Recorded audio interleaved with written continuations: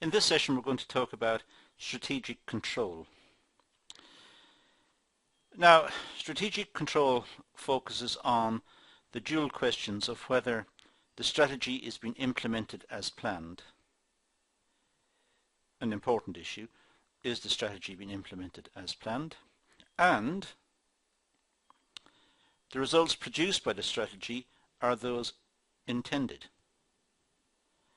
So it's a question of, first of all, implementing the strategy as planned, but then monitoring the strategy to ensure that the outcomes that flow from the strategy are those that were actually intended.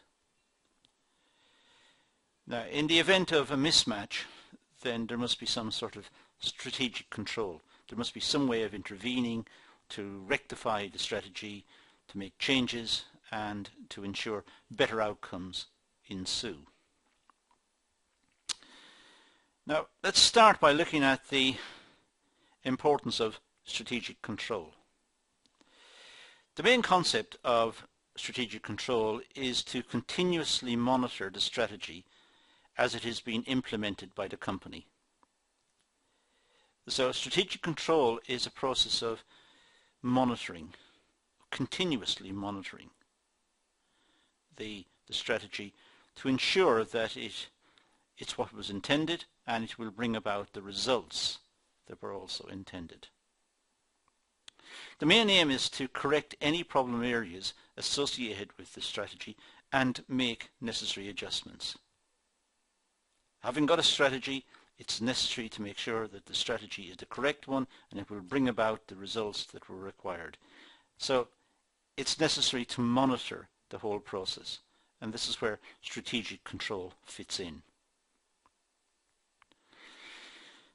Now, Mintzberg discussed types of strategies in the strategy making process, and he did this in the following manner.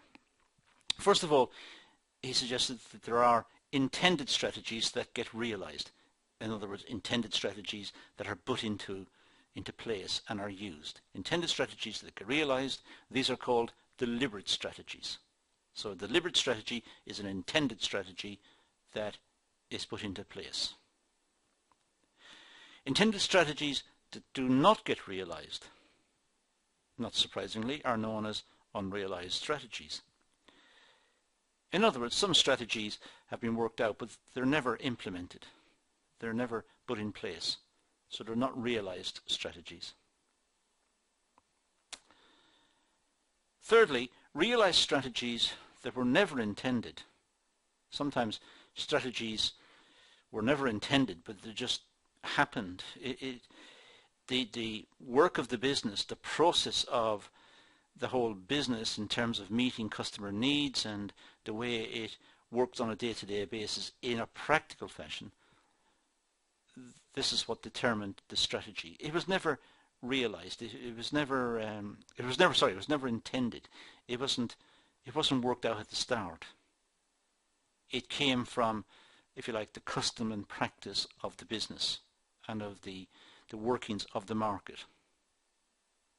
So it was a realized strategy. It was what emerged and became the strategy, but it was never intended. These are called emergent strategies. So we have, in this case, we've got three types of strategy. In fact, Mintzberg discussed more, but we'll just concentrate on these three types of strategies. Now let's look at a three-step model of strategic control. First of all, strategic control refers to ways of ensuring that the strategic plans are followed through. That's the whole idea of strategic control. It's to make sure that strategic plans are enacted, they're followed through. Strategic management, the strategic management process consists of three processes. First of all, strategy formulation. So management must devise a strategy. It must be formulated. Secondly, the strategy must be implemented. There's no point in devising a strategy if it's not implemented. And thirdly, it should be evaluated. In other words, there should be some sort of control mechanism, some sort of monitoring, perhaps a feedback mechanism on how well the strategy is working. If it's not working, why not? What remedial measures, what sort of fixes are required, what adjustments to the strategy are required in order to bring about a better solution. So strategic management really consists of these three parts: the formulation of the strategy, the implementation of the strategy, and the evaluation of the strategy. Shriyog and Steinman introduced the classical feedback model of control, a three-step model of strategic control.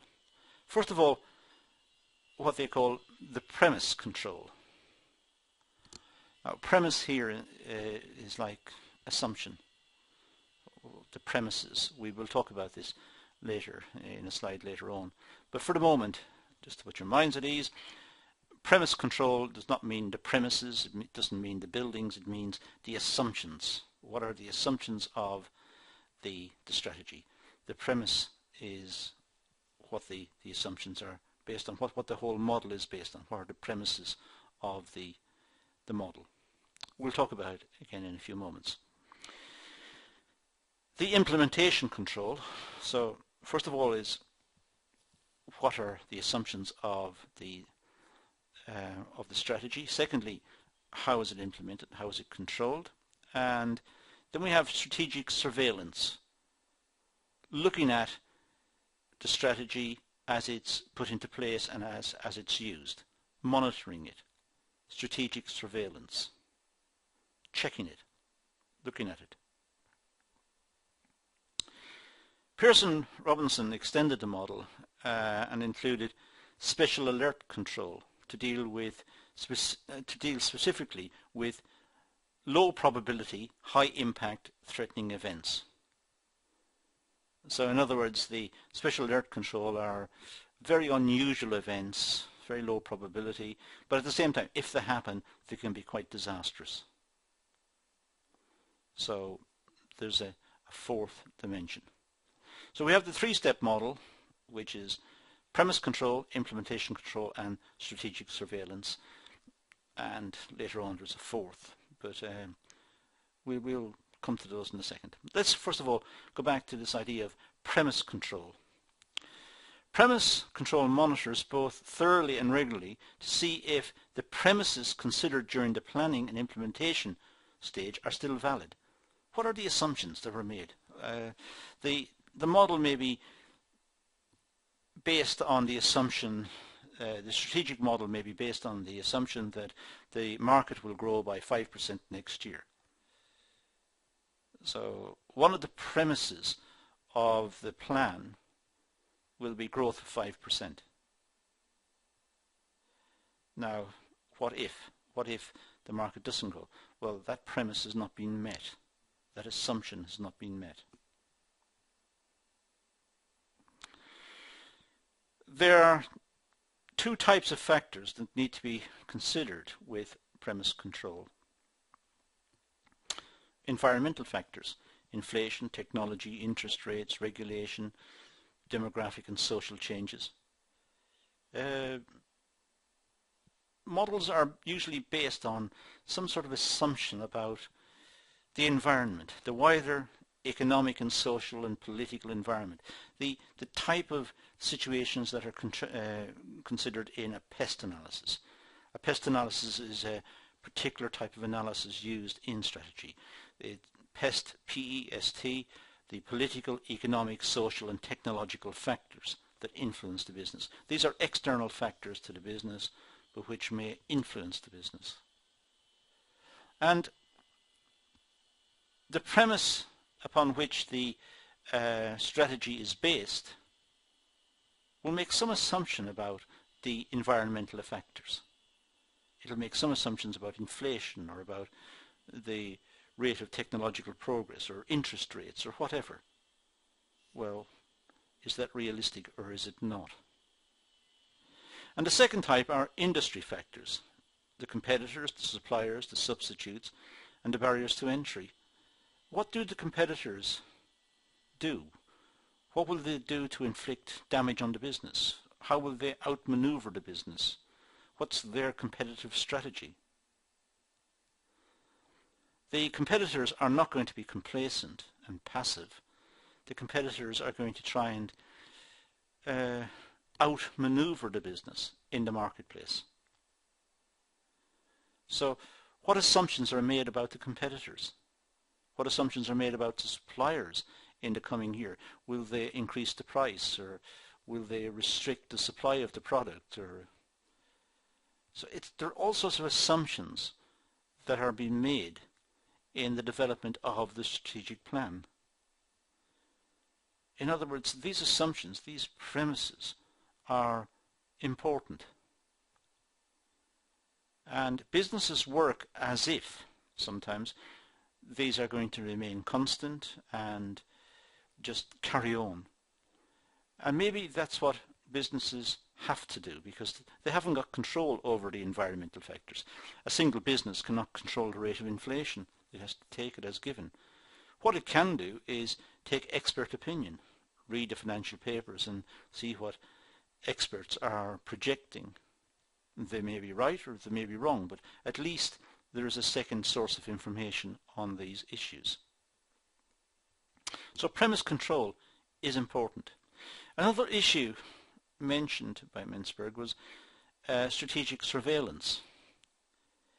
Well, this is used to monitor the brand range of activities inside and outside of the business that may affect or threaten the company's strategy. So strategic surveillance is looking at what's in the market, what are the competitors doing, what products are they bringing out, what's the rate of innovation, what's the rate at which the product is changing, what are the market trends, looking at the positioning of the product in the market, how well suited is it to meeting customer requirements, how is it placed vis-a-vis competitors' products. So it's looking at the whole strategy. It's looking at it critically and monitoring it and trying to ensure that the strategy is what is required given the market conditions. It researches and monitors multiple information sources to ensure that the strategy is contemporary and achievable. And this last sentence here, particular attention is paid to both internal and external environments. That may seem like saying not very much, but in fact what it's emphasizing is the importance of the environment. The internal environment of the business, what the market implications of, let's say, increasing raw material prices or changes in technology. These are the internal factors. And the external environments, what the trends are in the market and what the competitors are doing and what government policy is towards business. So it's important for the business to understand both the internal factors and the external ones. So strategic surveillance is important. Special alert control. Well, this has been introduced to help companies consider their existing strategies if there is a sudden unexpected change of events. Sometimes some very rare events may happen, but will have very high impact on the business. Adverse weather conditions, extreme weather conditions, let's say, that were prolonged, which would affect distribution, would affect workers getting to the factory, or power supplies within the area may be affected. These are unusual events, so very low probability of them happening, but when they do happen, or if they do happen, they have a big impact on the business.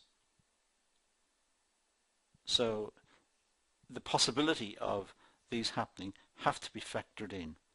The strategy has to have some sort of contingency in the event of this happening. Now the 6-step feedback model, which is another model which has been proposed. Well, first of all, decide on what to control. If there is a control model, then it must be aimed at something. So what is being controlled? What strategy or what aspect of the strategy is being controlled? How does the business know if a strategy is on course or off course? What are the standards by which it's been measured? What's acceptable and what is not acceptable? A strategy may be running and deemed to be acceptable, but it may not be exactly as originally designed. So what standards are being applied? How is it being monitored? How is it being gauged? Is it effective or not effective? What tolerances are there in the system? Monitor and evaluate the performance. Look at the actual performance and look at what the strategy desired, what it stated at the outset. When it was first developed, what did the strategy say was acceptable? So monitor and evaluate the performance perhaps on that basis. And compare and contrast the performance to the standards. So look at the actual performance and having monitored and evaluated, look at it in the context of the standards. What is acceptable? What is not acceptable? Consider why there are differences, if there are some. Can the differences be explained? Are the differences acceptable? Is there a way of dealing with the differences, with the causes of the differences, I should say? Are there ways of dealing with this which are effective and cost efficient?